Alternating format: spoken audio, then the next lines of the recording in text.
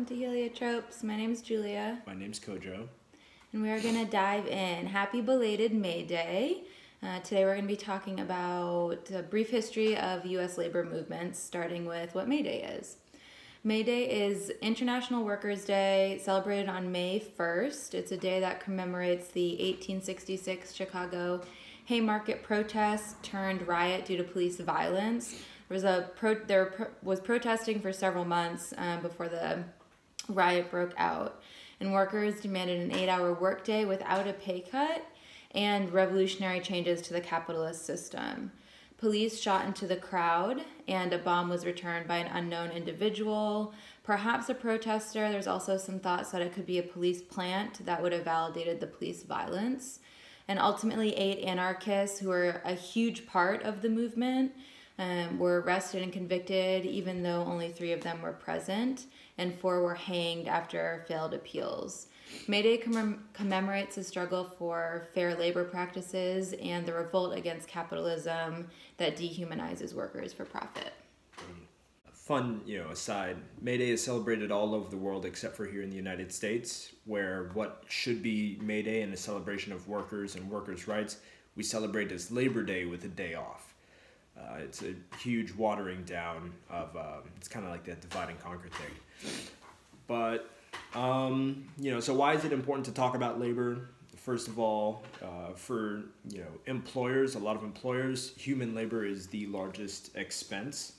And given that, we operate in a capitalist society, in a system in which employers are incentivized to maximize profits, it creates this discrepancy where, on the one hand, you have human laborers who deserve to be paid more, paid living wages at the very least, and on the other hand, you have employers who are also incentivized by the system to maximize profits by cutting back on that hugest expense. What we're going to focus on today essentially is the things that do cost employers that money, on the human side, including unions, minimum wage, unemployment versus full employment, child labor laws, the wageless gender dynamic, retirement and workplace safety, amongst other things. We're going to contextualize all of that historically. Here's a brief history of the American labor movement. We're starting with the antebellum period. That's the period before slavery was abolished, before the Emancipation Proclamation, in the mid-19th century, mid-1800s. And keynote, society was organized economically in that time, not like it is today industrially, but as a series of smaller agrarian and mercantile markets, right? So there was a lot more diversity as far as who was an employer, as far as who owned the means of production, and that smaller scale, along with a lot more diversity, meant a lot more competition, and just the system, the groundwork for capitalism had not quite been, the groundwork for capitalism, mercantilism back then had been set, the groundwork for modern capitalism had not been set. So that's really important to keep in mind. Indentured servants were one of the earliest primary sources of free labor. That's really important to keep in mind. Something Diallo Kenyatta said, everything that's been applied, put upon, all of the negative stuff that's been put upon non-white peoples around the world was tried and exercised on Europeans first. So indentured servitude, consider that a watered-down version of slavery. You're a slave pretty much, except there's a contract and you can get your freedom after a certain amount of time, certain amount of work. Kind of, yeah. And, it's still really unpleasant. Now, according to, here's a Noam Chomsky quote, for the most part, he says that the United States has, quote, an unusually violent labor history. And I think in order to understand that, we've got to go back to the beginnings of U.S. history and acknowledge the links between slavery, labor, economic growth, and profit. All right, so that's why we're starting with slavery. A lot of people don't associate slavery and everything that entails with labor movements, but it's clearly, it's very, interconnected. So first we have to note that slavery, by definition, being a fundamentally economic relationship in which a master-slave relationship is enacted solely for the economic benefit, or primarily for the economic benefit of the free labor for the master, from the slave, was not just a Southern phenomenon, but it was not just a cotton phenomenon. So that expansiveness and diversity of labor positions and economic sectors held by enslaved African Americans, and embodied by the idea that, right, like the White House was built by slaves, Washington, D.C. was designed in part by enslaved Africans. Right, so the legacy of slavery, even back then, back at the beginning of these the colonies, colonial era in the States, was a nationwide phenomenon. Investment in slavery involved, right, because it's an economic situation, so even those who, enslavers, even though they weren't paying for the services of the people, they were investing something in maintaining the investment of unpaid slave labor. So what were they paying for? At the bare minimum, right, they had to pay for the food, water, shelter, clothing to keep enslaved people alive. That's the bare minimum. And that's important because a lot of people who, slavery deniers or whatever you call them, will be like, oh, what was so bad? Like, we got these people, they're enslaved. Yeah, they're enslaved, but we're paying for their food, shelter, water, blah blah blah. They were taken care of. And it's like, no, that's not how it works. That's literally basic bare minimum investment to keep them alive. And the trade-off was, one, you get kidnapped and traveled for thousands of years or thousands of miles, kidnapped, and then you owe your life and everything you do, your freedom, to this one person. And your future generations. And your future generations, right. So it's not by any means a fair exchange. It's literal. That's what slavery is. Okay, so there's also these. Anyway, I'm not going to get into all that. Point is, it's not a fair exchange because slavery is slavery. This also is, real quick, similar to the modern day prison industry, in which enslavers. Okay, so in the same way that enslavers cut down on those expenses a lot of times, like in the South, chitlins are a thing because it's the part of the pig that enslavers did not eat, right? You get the rye bread because the enslavers ate the white bread, stuff like that. So in the same way that enslavers cut down on those expenses as much as they can to maximize profit, because that's what profit does, prisons are doing the same thing, right? They're cutting down on accommodations, right? The cells, even making smaller cells to fit more cells into an area. They're cutting down on food, outside time. Necessities, sanitary products for women. Right. The bare minimum for maintaining life. And this is all to increase a profit motive. It's in pursuit of the profit motive. Mm-hmm. So that's a parallel to pay attention to. They also invested in productivity-enhancing technologies such as the cotton gin, which was developed in 1794. Thank you for putting that year in there. Which rescued the cotton economy, which is important to note as well. Cotton, even with free labor, the demand of cotton around the world was... Anyway, I'm not going to get into all that. I'm just going to stick to what I wrote.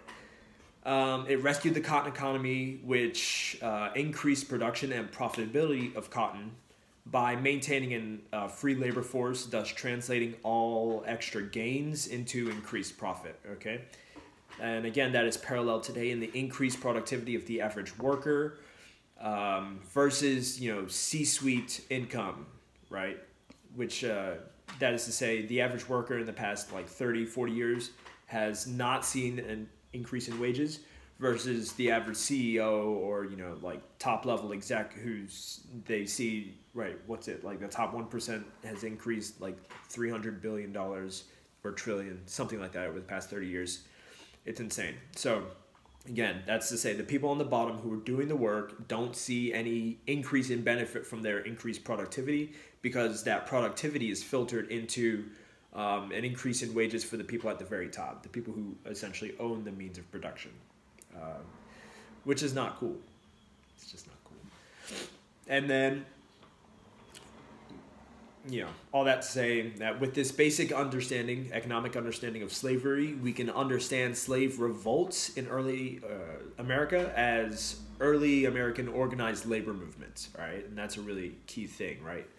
Because the levels of control on plantations and by enslavers essentially dash that notion of a work-life dichotomy. If you're enslaved, then the work you do is your life. You don't leave work and then go back to living, right? Just because you're not picking cotton doesn't mean you're not still working, right? Because they had all those controls in place. So resistance and fleeing slavery becomes an act of direct labor resistance, similar to like a really hardcore high stakes labor strike.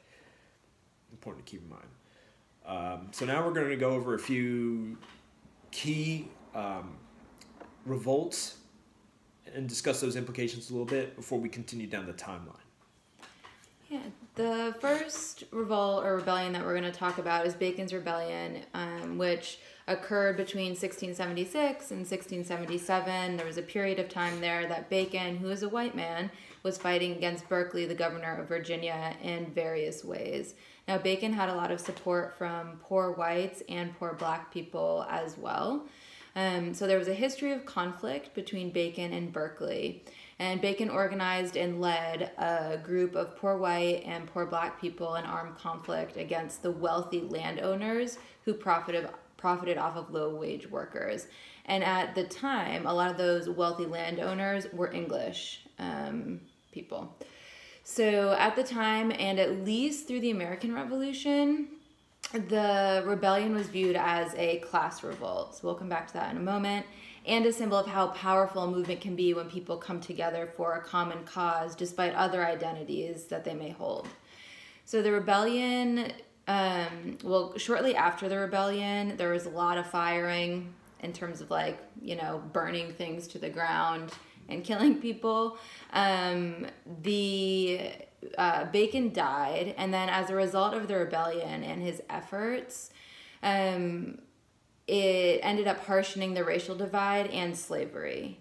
So what happened was the wealthy whites were fearing another uprising and losing power and control, and so then they began to further distinguish between people of African descent and people of European descent, and then created laws and enacted laws that made people of African descent hereditary slaves. And so what Kojo mentioned before about indentured servitude versus slavery, a lot of the white folks were indentured servants. And so then what the wealthy folks did is that they feared what those indentured servants could do and could, start to organize and bring up. So they eventually eliminated indentured servitude. And then slavery became the main workforce and how they gained all of their money. And that was an effort to divide, right, like the poor and working class, which we've talked about in a previous podcast. It's important to note now that looking back on Bacon's rebellion, Bacon was angry because he wasn't able, there are a lot of reasons, but one of the reasons was that he couldn't extend land into indigenous lands because Berkeley did not want to engage in that conflict. And so despite Bacon bringing together people of different or various racial and ethnic backgrounds, he was racist against indigenous peoples and Native Americans and wanted to engage in conflict with them and steal their land. So that is important to mention now that we have that information. And then the second revolt, or almost revolt, that's important to discuss is Gabriel Prosser's almost slave revolt. And I'm going to refer to him as Gabriel because he was born into slavery and Prosser is the enslaver's name. And this revolt happened between August and September of 1800. He was 24 and was an enslaved blacksmith who was described as intelligent beyond his years. And it's assumed that he was influenced by the American, French, and Haitian revolutions and calls for liberty. So along with a small group of enslaved people, Gabriel organized a revolt in Richmond, Virginia that potentially reached thousands of enslaved people. So it's unclear how large the revolt would have been, but it's assumed that it was going to be quite large. His plan involves seizing Richmond by killing all of the white people, except for Methodists, Quakers, and the Frenchmen, and then establishing Virginia as a kingdom and himself as the monarch, which would have been problematic. And the siege was planned to begin on August 30th, 1800, but that afternoon, 2 enslaved people wanted to protect their masters or their enslavers, and so they told Virginia authorities. And also, that afternoon and evening, it was raining, which delayed the revolt and allowed the Virginia militia plenty of time to organize and coordinate their defenses. And Gabriel got wind of this, and he and dozens of other folks fled to the countryside. Many of them were captured, a few dozen. And Gabriel made it to Norfolk, but there he was turned in by other enslaved people and was betrayed because they turned him in for a reward. So, right, for more money. And he was executed on October 7th of 1800. Boom. So, like Julia said, Bacon's rebellion is responsible in large part for doing away with indentured servitude and transitioning exclusively to slavery. It's responsible as well for racializing slavery even further, right? It was already racialized. It's responsible for further racializing slavery.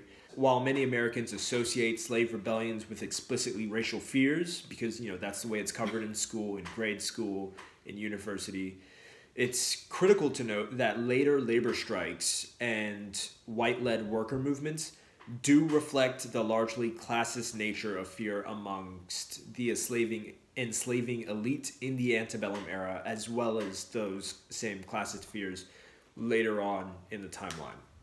And that is to say, even though these events seem racialized, even though it seems like, slave uprising causes, the elite white people to fear black people, what they're really fearing is a lot of people, again, as exemplified in Bacon's Rebellion that Julia discussed, a lot of people rising up to take them out of power. And again, like Julia said, we covered that 2 podcasts ago in our discussion of the protests that are going on as far as white identity and, the economy and the COVID-19 protests. We're going to link that. It's 2 podcast episode 4. Going on the timeline, we hit the Civil War, which we're not going to spend a lot of time on that, but long story short, it's really an event because it's the largest, arguably the most significant labor movement and labor shift in U.S. history, right? Obviously, because elite Southern planters were literally willing to go to war to protect their investments in an unpaid labor force. That's what the Civil War was all about. So just keep that in mind. Again, when you're talking about labor and the history of it and how it manifests today, why it would have the most violent history, a more violent history than European labor forces, even though they've had so many wars, and more violent history than like Australia. You could argue in large part it's because it started with slavery. Mm-hmm. So now we're... And not to absolve northern states or anywhere else in the country of their investment as well, and culpability in enslaved workforces because they benefited because the products were much cheaper. Mm-hmm. Right. That's how it goes. Now we're in the post-Civil War era, and context. The post-Civil War era, the end of the 1800s, saw the rise of the Industrial Revolution in England as well as in the United States, right? Hit England first with coal and then came to the United States a couple decades later, started really getting big. And this coincided in a transformation of American economic society from those smaller agrarian and mercantile units to more industrial and monopolistic consolidation in the latter half of the century. That includes factories, steel mills, railroads, oil, coal, all of these things factored in. It also includes, because we're covering, for this section, we're going to cover immediate end of the Civil War to like World War I. So during this time period, it also includes, the rise of mass production and automobile manufacturing. It includes the growth of urban centers due to this massive influx of European immigration, and also Chinese immigration. And that also factors into immigration across the southern border of the United States due to seasonal at the time, migrant labor, unrestricted and seasonal migrant labor. Steel and railroad construction sees the hiring of many poor whites, formerly enslaved African Americans, and newer Chinese immigrants. The influx of Chinese immigrants specifically, right, spurs xenophobic fears and implementation of the first immigration control laws.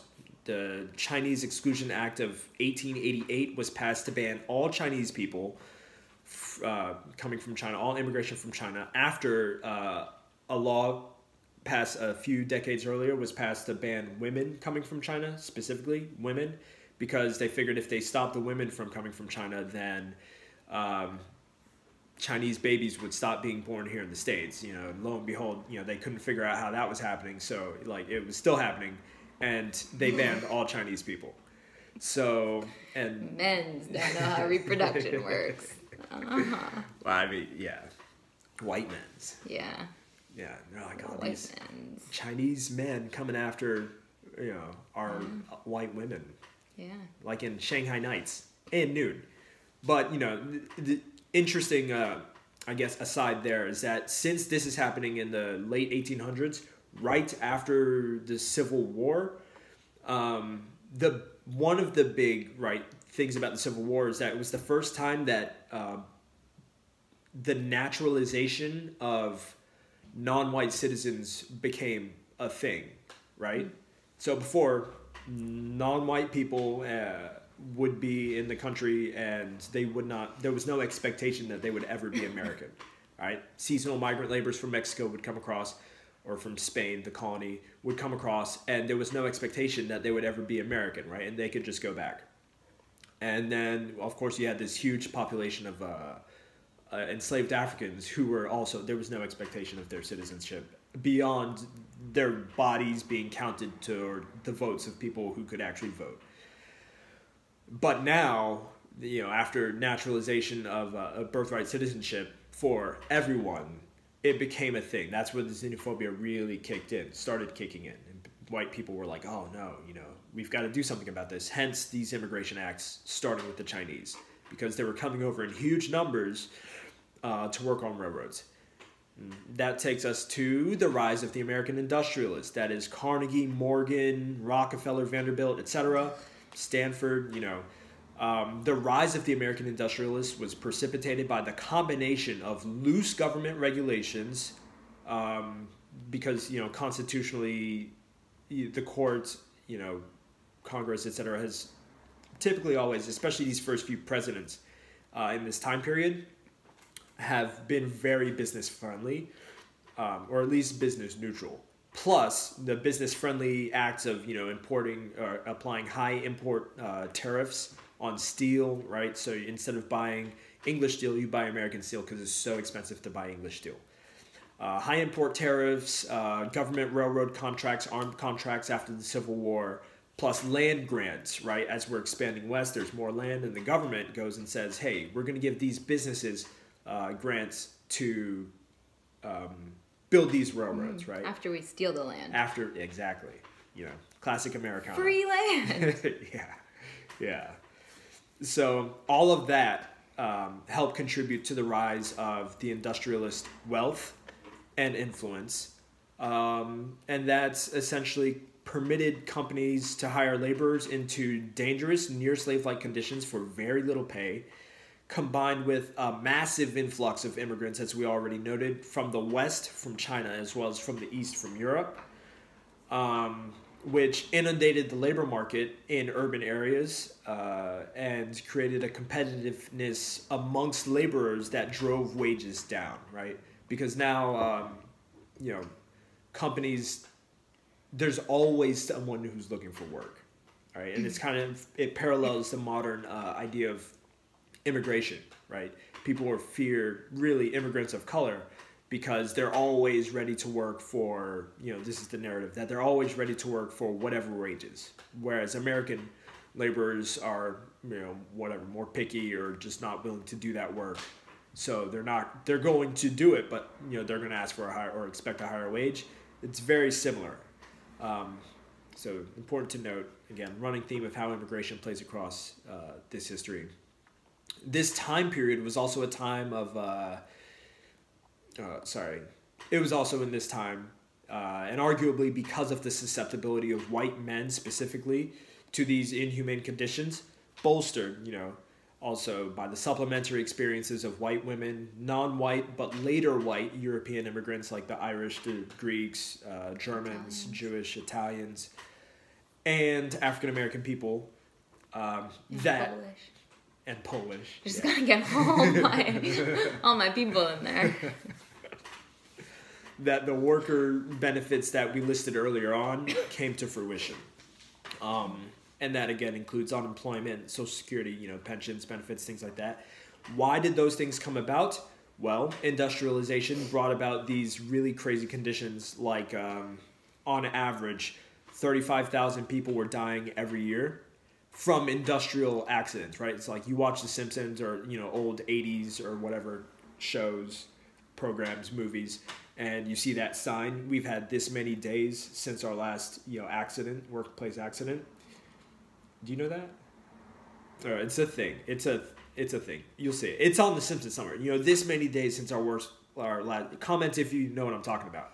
And that means there were that many more maimings and non-lethal workplace injuries. People were working an average, again, of 60-hour work weeks, and that's to say nothing. Oh yeah. So here's to the former point about 35,000. That's to say nothing of how those numbers play out across different industries, right? Like if you're a child working in a loom, your rate of fatality is going to be that much higher, right? Especially if you're a girl with long hair. Especially. Yeah. So these are, really important things to keep in mind. And then, some people are working, 60-hour work week average. Some people today will be watching this and they'll be like, that's not bad, I've worked that. But that's the average. Again, depending on the industry, you'll be working 12 hours a day for 6 days a week. That's more than 60 hours. And working 60 hours a week as somebody who gets paid tens of thousands of dollars is very different than in these conditions. Yeah. And even in these conditions, like we also know there are a lot of people who are working 60 plus hours a week and getting paid minimum wage, and that would be much more similar to these conditions than if you are a lawyer or a paralegal or a doctor or whatever it is that you're doing and making a lot of money. Especially if you're making a lot of money, and on top of that, you do have, benefits. You do have a retirement package. You do have essentially all of it. Because again, these conditions, were terrible, objectively. Plus, they were so bad that this is what got people engaged to, ask for these benefits. Everything that Julie just described. Right, that you might experience now. Right. Like the work days, the weekends, healthcare. Yeah. Retirement, safe living conditions. Like HR where you can go and file a complaint. Boom. Unionization. Yes.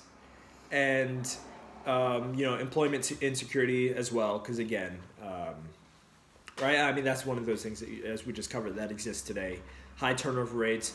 Meanwhile, as the ruthless reputation of millionaire industrialists consolidates around the poor working class wages and dismal working conditions, because again, it's like there are people today who will point out that Jeff Bezos, like us, he's a dick. Fuck him. Yeah, he's got $1 trillion, and asking for whatever funds, for people to donate to helping his employees, right? Meanwhile, his employees are running around working 12-hour work days, wearing diapers because there's not even time for a bathroom break, and literally wearing themselves into poor health. And he's trying to fire people who strike. Right. And there are people who will point that out, just like there were back then. And that back then it was, I won't say that it was more necessary, but there are also people today who will defend that, right? And a huge part of that defense comes from this PR campaign, essentially, that started from the robber barons, right? Some people call them captains of industry. Some people call them robber barons. Some people call them, dinner, because eat the rich. But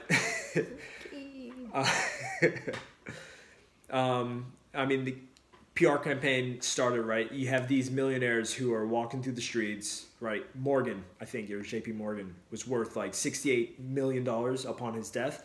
And his employees are earning like 10 cents a day.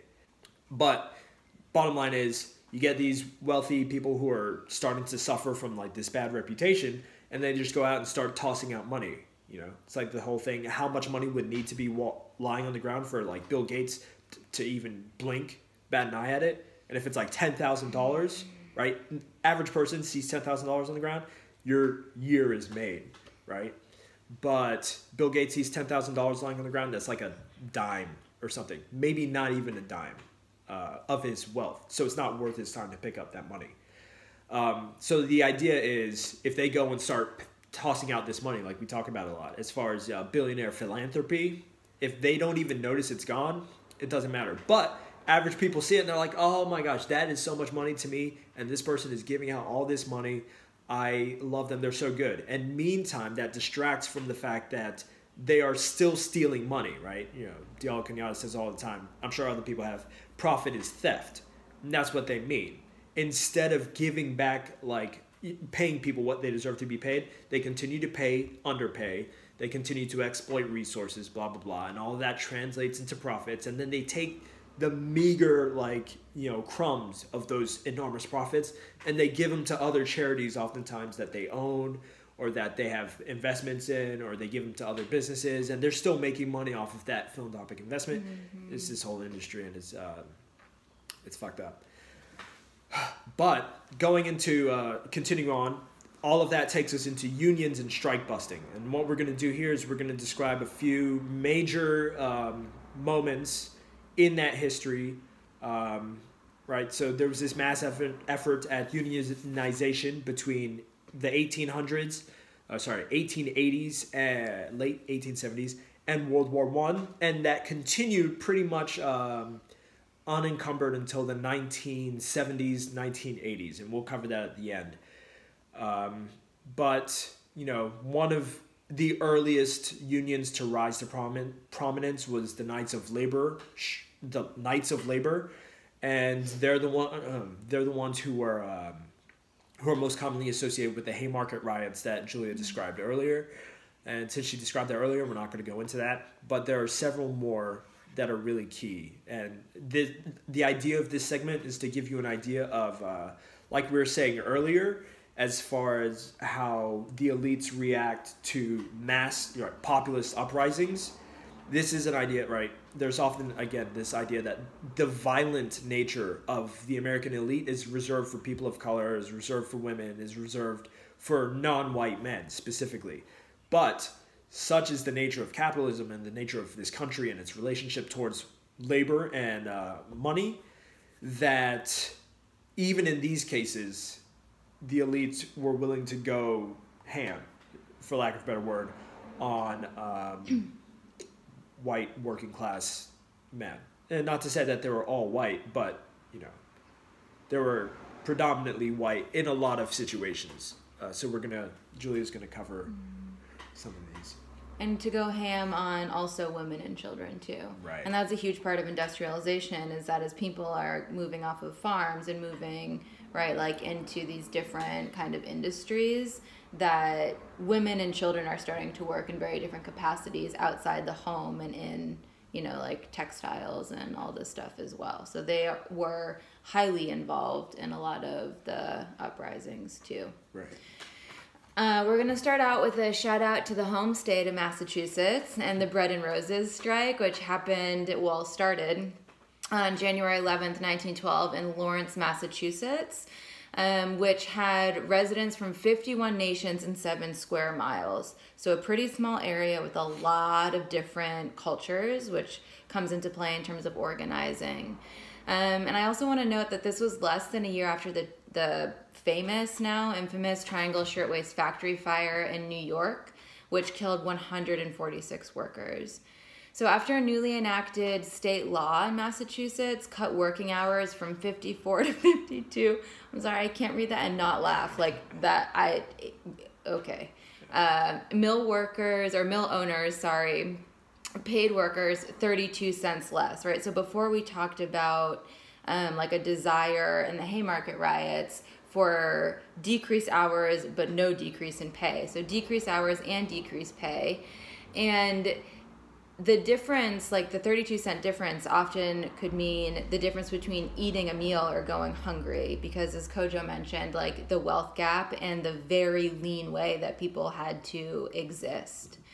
So by the end of January 12th, so the next day, more than 10,000 workers were out on strike.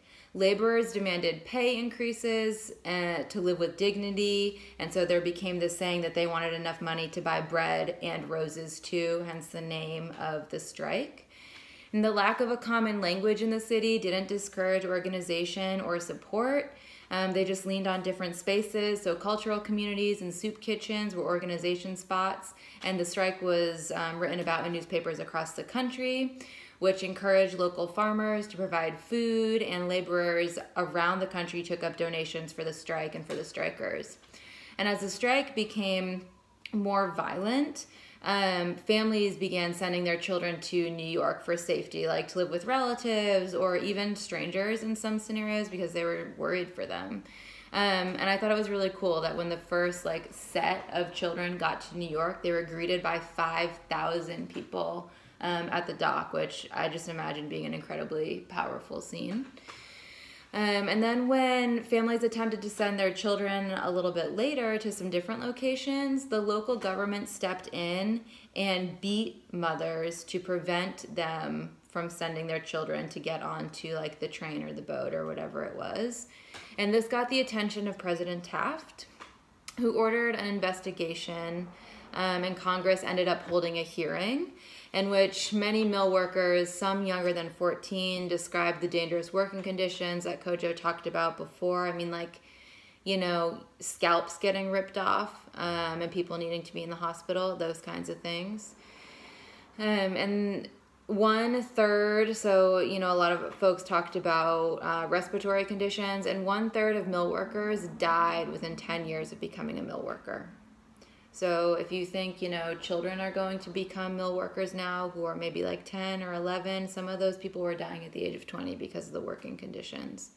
And then probably the wages when they weren't able to afford, food, healthcare. So the strike lasted for 9 weeks, and it ended with a 15% pay increase, and it increased overtime compensation, and the mill owners agreed not to retaliate against strikers. And some of the additional outcomes of that strike were that across New England, 275,000 textile workers received similar wage increases, and other industries eventually followed suit in some capacity. And the second strike that we're going to talk about in this time period is the Ludlow Massacre that occurred in southern Colorado. And the strike went on from 1913 to 1914 and culminated in the Ludlow Massacre that happened in April 1914. And the strike was against the Rockefeller coal mines, which were the Fuel and Iron Corporation, and that corporation employed 11,000 people in southern Colorado. So after the suspicious killing of one of their organizers, the Colorado coal workers went on strike beginning in September 1913, and they called for better wages, safer working conditions, and union recognition. Strikers were immediately evicted from their company-provided shacks. There's really no other word for them. And they created tent towns in nearby hills. I do think it's kind of interesting in terms of the shacks and the callback to slavery and probably indentured servitude too, right? That we're providing them with, a place to live and this job, and they should be more grateful and they shouldn't rise up against us. That was some of the information that actually happened in correspondences.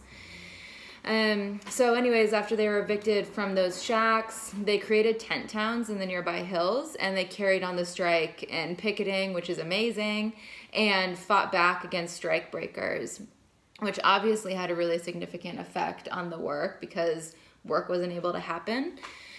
So the Rockefellers hired gunmen who attacked the tent towns. But despite the deaths, the strikers continued and they fought back and resisted, like armed trains and all the other gunmen and the strike breakers. And the mines were non-operational for quite some time. At that point, the Rockefellers asked the Colorado governor to call in the National Guard, which she did, and the Rockefellers paid the wages for the National Guard, right? So now we have this government buddying up with the big industries to smush down the workers. And just real quick, that's not a recent phenomenon. That's part of the problem of the growth of the industrialists in the first place. Because right now we're in 1913, 1914.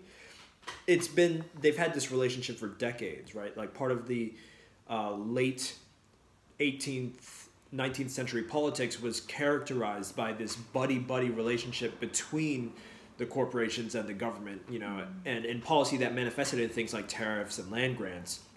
But, in practice, as far as on the labor end of things, that manifested very much in things like this, where the government is essentially contracted by these private corporations, right, to enforce their will. Yeah.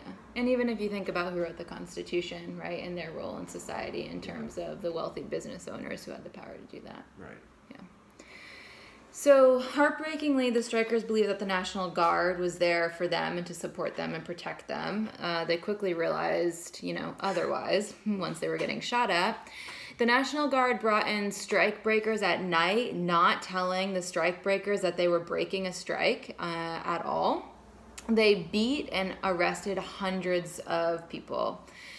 And after months of resistance, the National Guard repositioned themselves, right? So if we're thinking about Colorado, so we started in September and now we're getting past the winter months, right? So realizing that the strikers, they had lasted through all these winter conditions and were still fighting, the National Guard repositioned themselves in two areas overseeing the largest tent towns that were created. And they, started a machine gun attack on them. And the strikers tried to fight back, and one of their leaders was lured into the hills by the National Guard under the pretense of coming to a truce. And when that leader showed up, the National Guard murdered him. And after that, the National Guard torched the tent town. Ludlow is one of the tent towns, which is why it's called the Ludlow Massacre. They torched the tent town of Ludlow. And the strikers, fled into the hills. 13 people were killed by gunfire. And the burned bodies of 11 women and children were found the following day. So when they were in their tents, they would dig out a hole that they could hide in. But when the town was torched, some people were burned to death.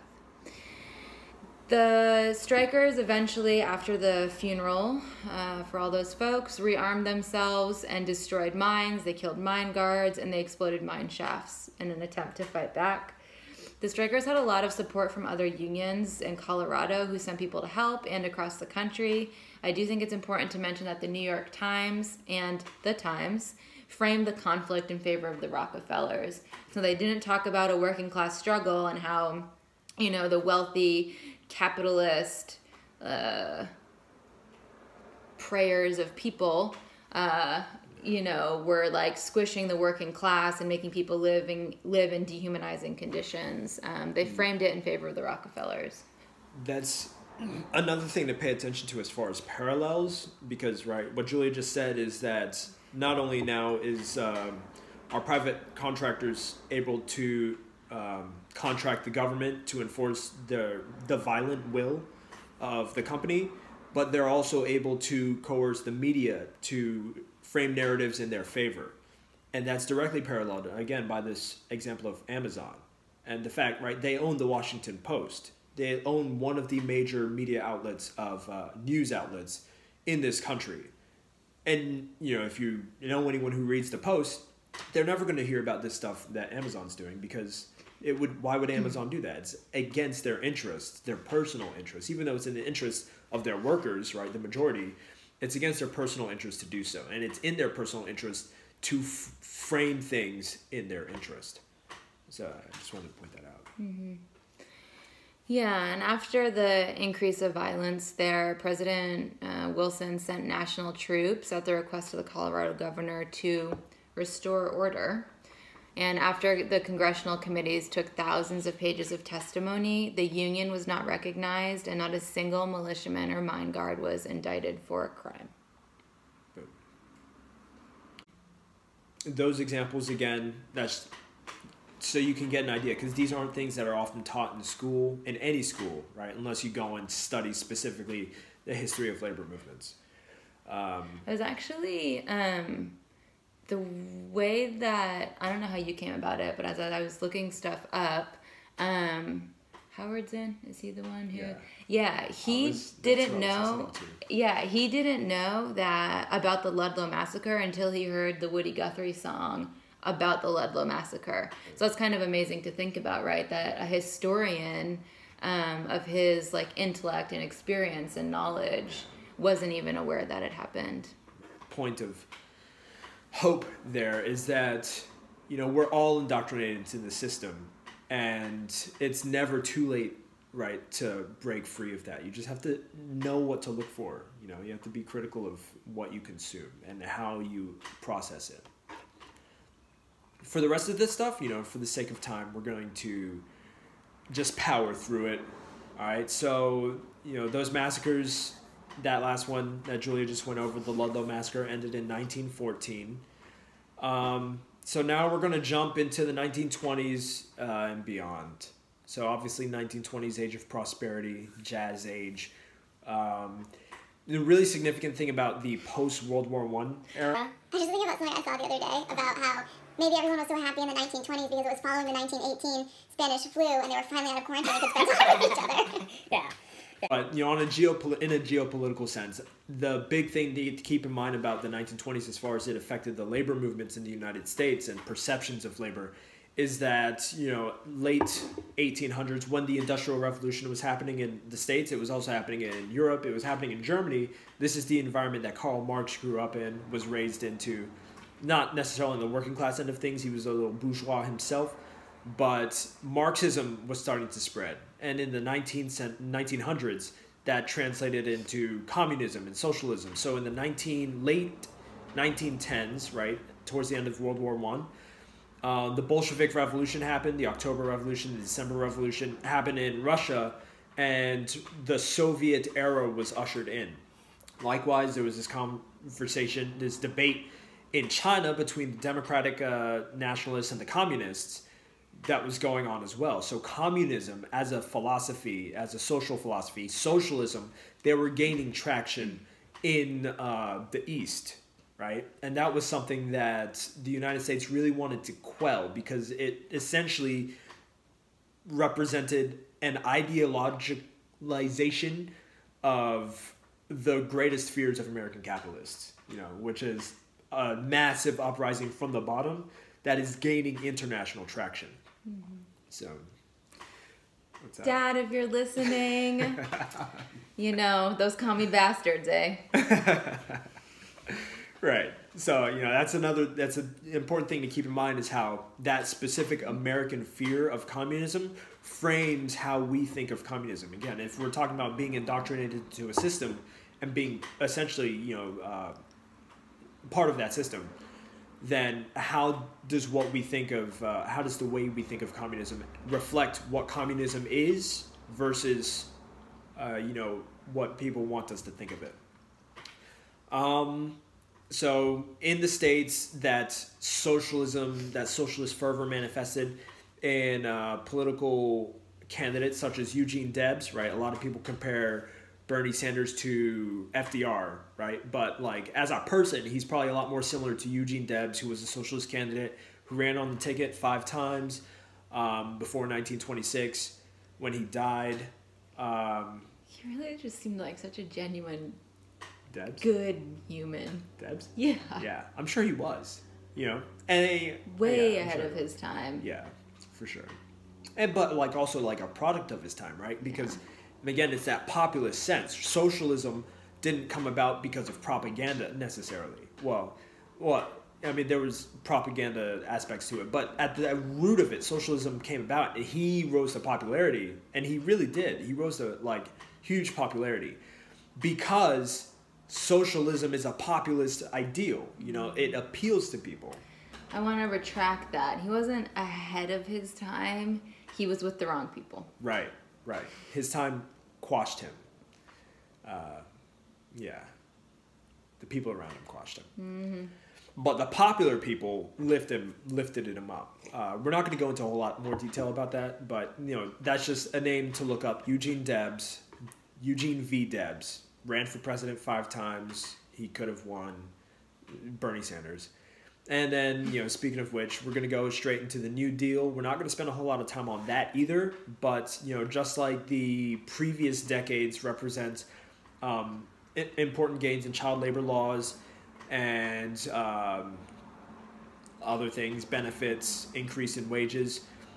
The thing I want to focus on here with the New Deal is its approach towards full employment. And what that essentially is, one of the things that made the New Deal so substantial, so significant, is it represented this shift towards Keynesian, what's referred to as Keynesian economics, named after John Maynard Keynes, who's the economist who promoted this idea, in which previously, where the government was just a friend of the businesses, and people were left, the liberal ideals left people to their own machinations. Like the whole idea was the government stays out of the lives of everyday business or of everyday people, and that's how we like it, right? That's where we get freedom from. Keynesian economics involved the government stepping in to take care of, like, in a big way, social issues, right? The Great Depression happened, and, you know, liberal political theory, as it was defined back then, decades ago, which is different from now, as it was defined back then, was not going to take care of the Great Depression. Government had the ability to take care of the Great Depression, so the government did, increasing spending, increasing the deficit in the name of pushing forward demand, right? So the government employed people, the government paid people, and that provided jobs. And it gets into this idea of full employment because, you know, before the Great Depression like really hit, unemployment was at like 3-4%, depending on what statistics you're looking at. At its lowest, it hit 25%. So and then like it rebounded from that before World War II to like 15%. So unemployment was still huge, but like that 10 to 15% gap in a huge part was due to government employment, right? The TVA, the CCC, the WPA, Works Progress Administration, Tennessee Valley Authority, the Civilian Conservation Corps. A lot of jobs were created by the government to do things that we take for granted today, like building dams in Tennessee, in the Tennessee valleys, right? If you've seen, what's that movie? With Burt Reynolds and John Voight, the Hillbilly movie. Oh my gosh, we saw this together. Yeah, that movie. What's that movie? Deliverance. Yeah, good call.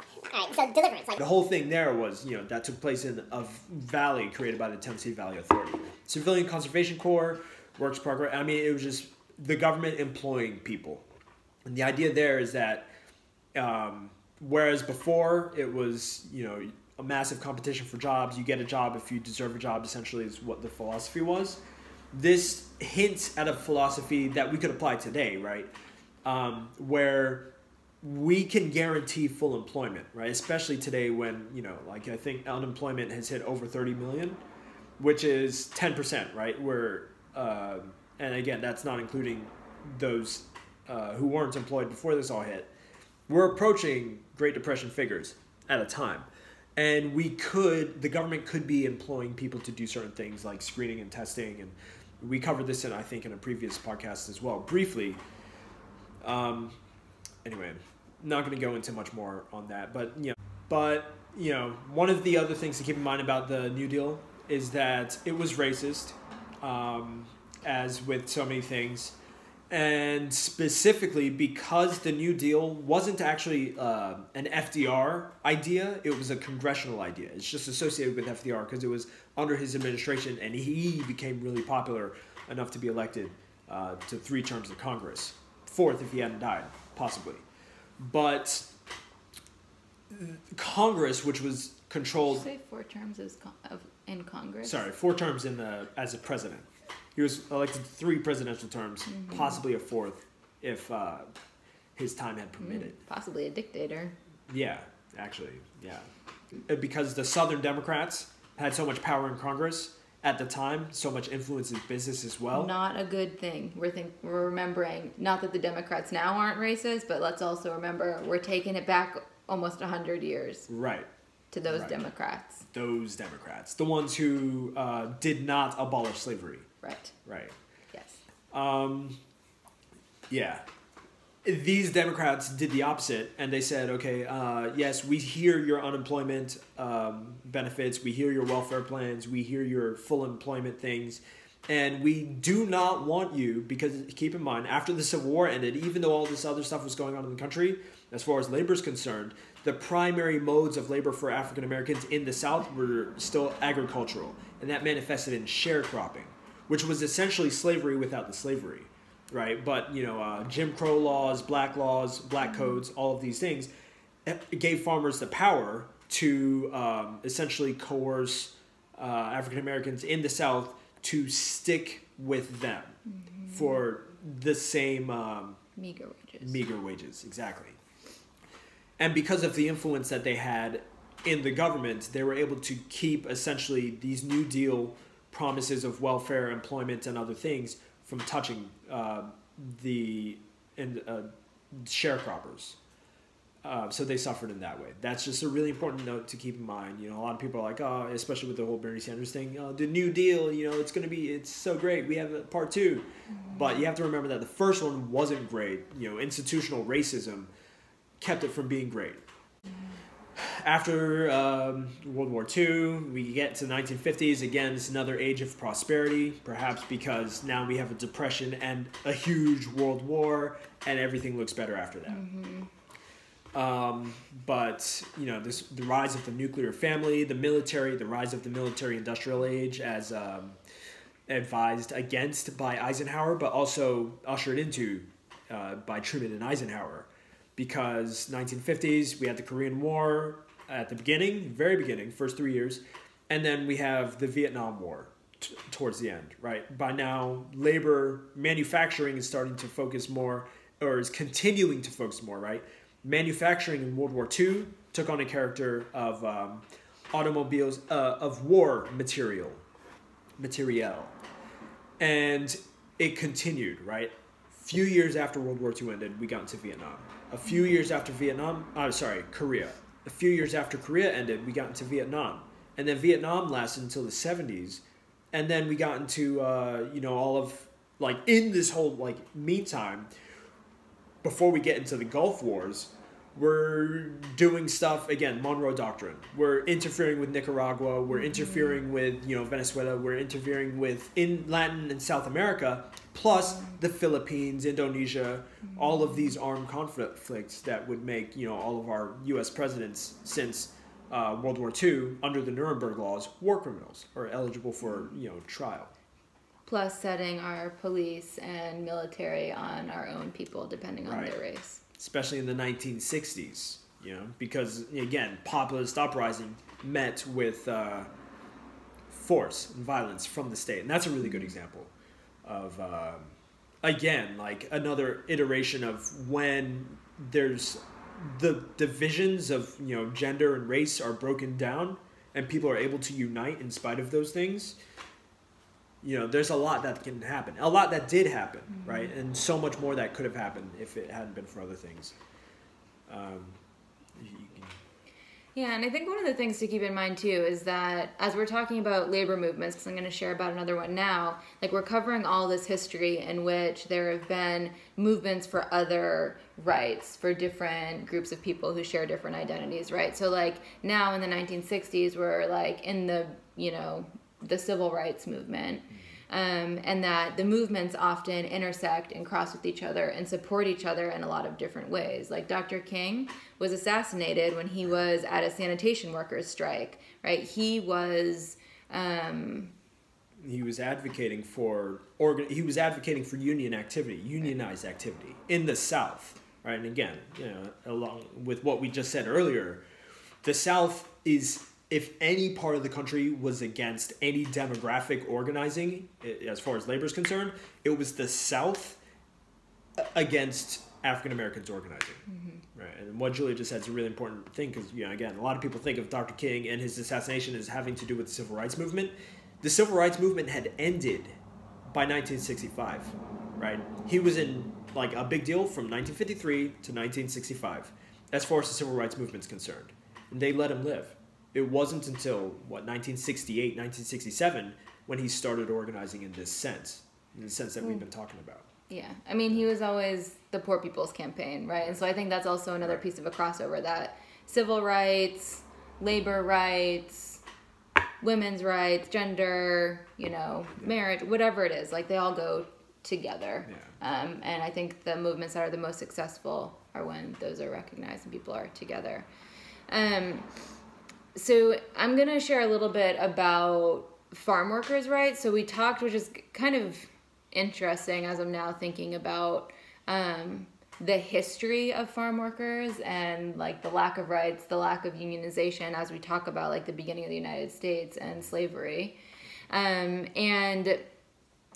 in the organization of farm workers in the U.S. was and has been largely difficult and unsuccessful until the mid-20th century. So Ernesto Galarza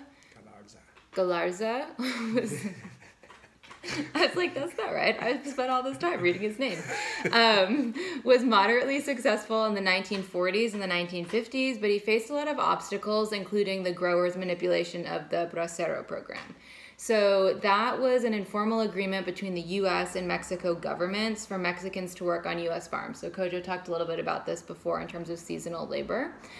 And it had been going on during the Second World War, and it was legalized in 1951.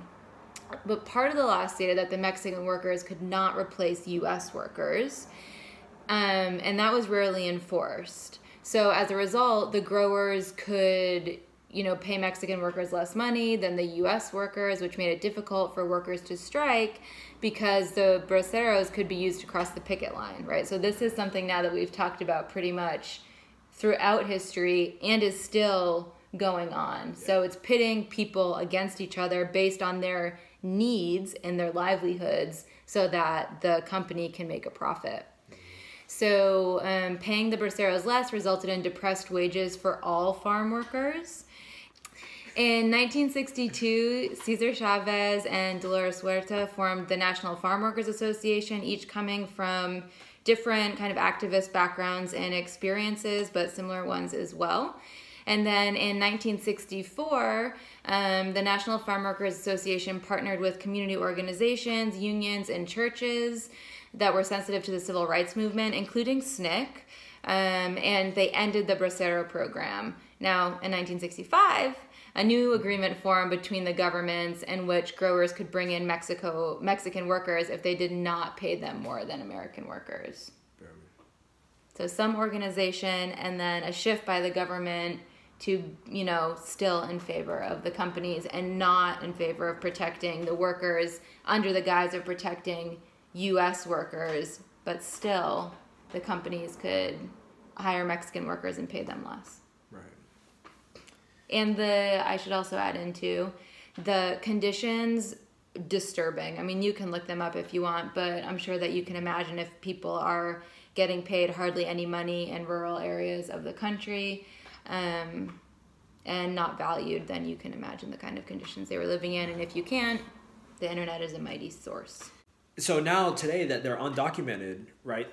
Or that there's a significant portion of undocumented workers who are involved in agriculture, it's a further justification, or at least explanation for the dismal working conditions, right? Because not only are they being paid less and they're less valued, even though they're some of arguably the most essential workers in this country, right? Mm-hmm. They literally grow and harvest the food that we eat, but the status of being undocumented puts them in a situation where they don't have laws, the same citizenship laws or residence laws that protect other workers.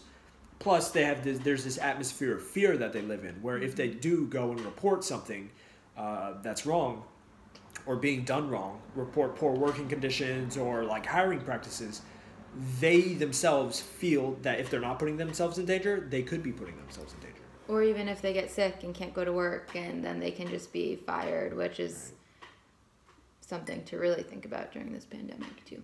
Yeah, it's also important to remember, right, like this, as you were just talking about, this kind of like call to the present in terms of undocumented workers and immigration. The idea that there's this whole narrative around it as if this is a new thing that's been going on. And as you can see by like just some of the things that we've talked about, it's not a new thing that's happening, and it's something that the U.S. government has always made allowances for. And so this idea that like the U.S. is becoming overrun with immigrants, or immigrant workers are suddenly now taking all of these, you know, Americans' jobs. When people say Americans, they're usually referring to white people. Like there's this whole kind of like fear narrative around that too, that is just false. Like it's inaccurate. Right. So, you know, closing out this history, after that, the events of the 1960s, as far as organizing, populist organizing, another wave of populist organizing, which again also coincided with a resurgence of communist and socialist sympathizing, which is important as it was to note back with Eugene Debs in the 1920s. 1970s hit, right? And two major things came out of that. The oil shocks of 1973 and 1979 devastated the economy, right? Increased inflation, decreased growth, stagflation, created that. Other shocks, or shocks to other sectors of the economy. And this coincided with automation and offshoring within the manufacturing industry. That is to say that, you know, trade policies, all these things, again, offshoring, businesses moving to other countries where they could engage, you know, entertain cheaper labor and everything, especially as far as the automobile and manufacturing industries are concerned, resulted in fewer jobs here, right? And we talked about trade deals in that same podcast 2 podcasts ago, link in the description. And,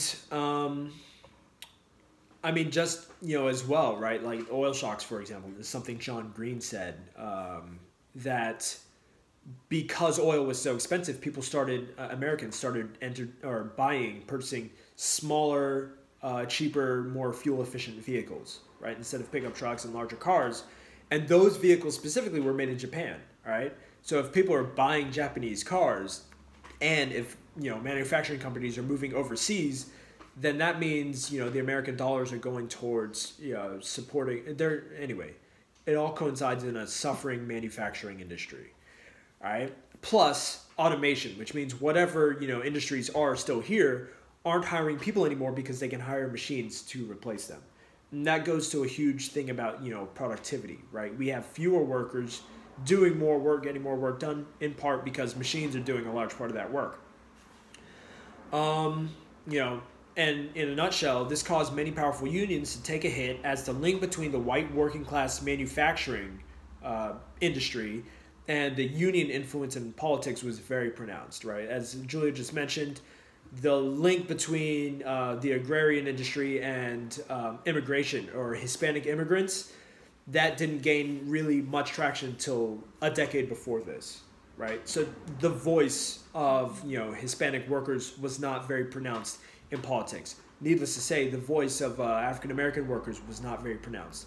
The voice of women workers was not very pronounced. And all of this, you know, because just in general, right, the voice of women, the voice of African-Americans, the voice of Hispanics as people, right, had just re-entered the fray, right? So let alone their voices as workers and as laborers, that is still yet to be seen, really. You know, again, as far as what Julia said, as far as the white working class, and that's, you know, when people think of American workers, that's what we think of. All of that to keep in mind. And then, you know, so unions were going downhill in 1970s. 1980s hit, and Ronald Reagan runs essentially on an explicitly anti-union platform. And he followed through with he that. sucks. Yeah, he sucks, right? So, like, he ushers in neoliberal economics, which has this very global trade character to it. Trickle-down economics, right, where all the money goes to the top and it's supposed to trickle down, which I guess, that makes sense. But, one of the things to keep in mind there is that when we talk about how wages haven't risen in the past few decades, it starts essentially with Ronald Reagan, right? Another way to say that is wages haven't risen since Ronald Reagan was elected to office 40 years ago. All right? And in that time, the real wage has stayed the same, even though inflation will make it look like wages have increased by 2% every year.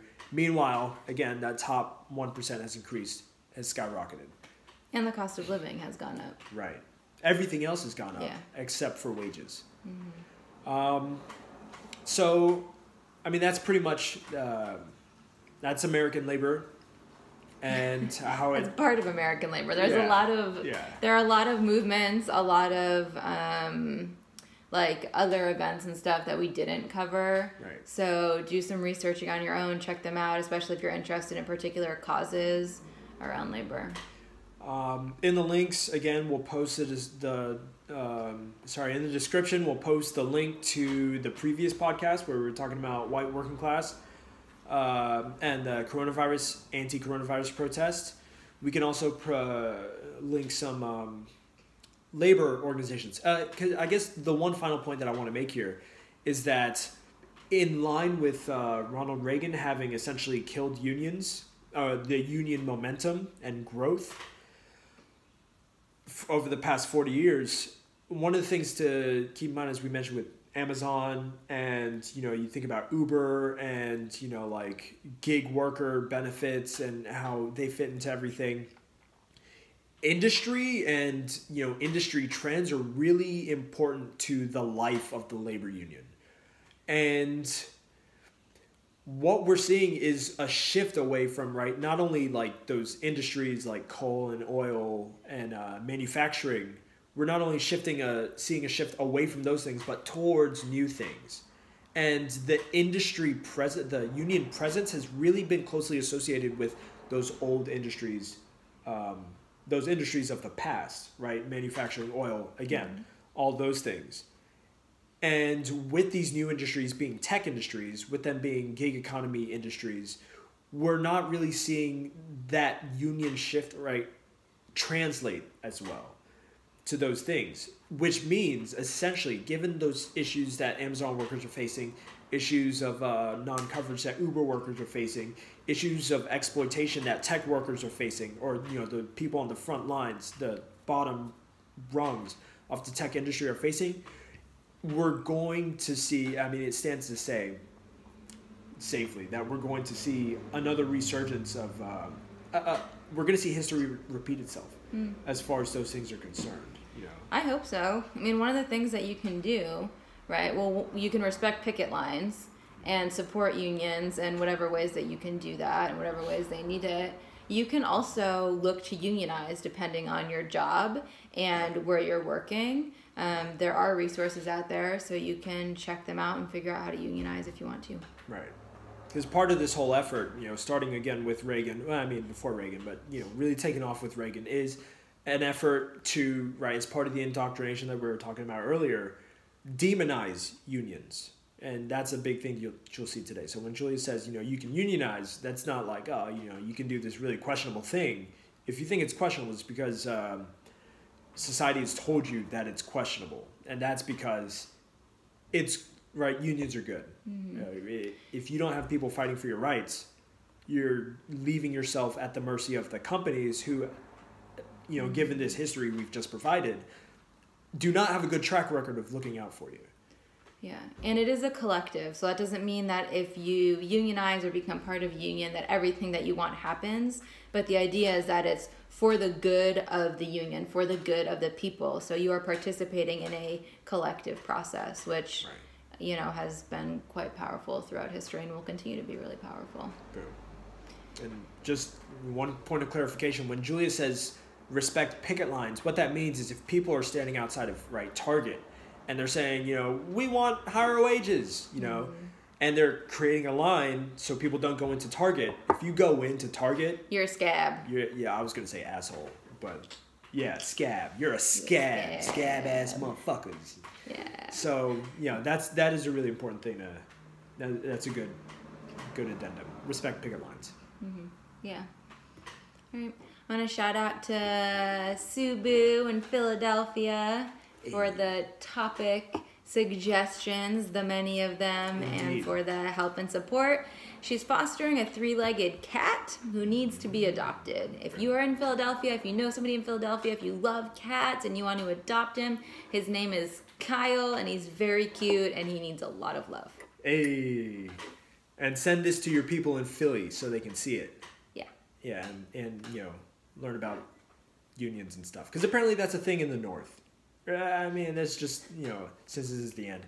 I didn't realize how, right, until we went to Philly to be with, Suzanne, that, like, and unions were on the news, that was a thing, like in the South, unions aren't a thing you see on the news. That's funny. Did you all learn about, like, the Industrial Revolution and, like, the mills and all that stuff in school? Yeah, I remember hearing about the kids being maimed and stuff, but it's just kind of like, Southern history classes are just, here's some shit that happened. It's never like, here's the implications of those things. You have to find that out through experience. Like, oh, I understand the implications of slavery because, fuck, I lived that shit.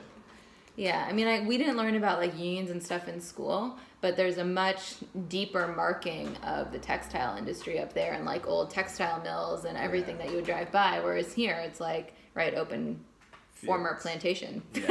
Exactly. But like the Fox News headquarters. Yeah. It's a plantation. So, that's it. Thanks. Shout out to my mom who just found out that we're doing a podcast. Hey! Where you been? Yeah. You didn't tell her? I thought she knew. Okay. It's on our Instagrams. It's on the Facebook stories. Okay, there might be some shared responsibility.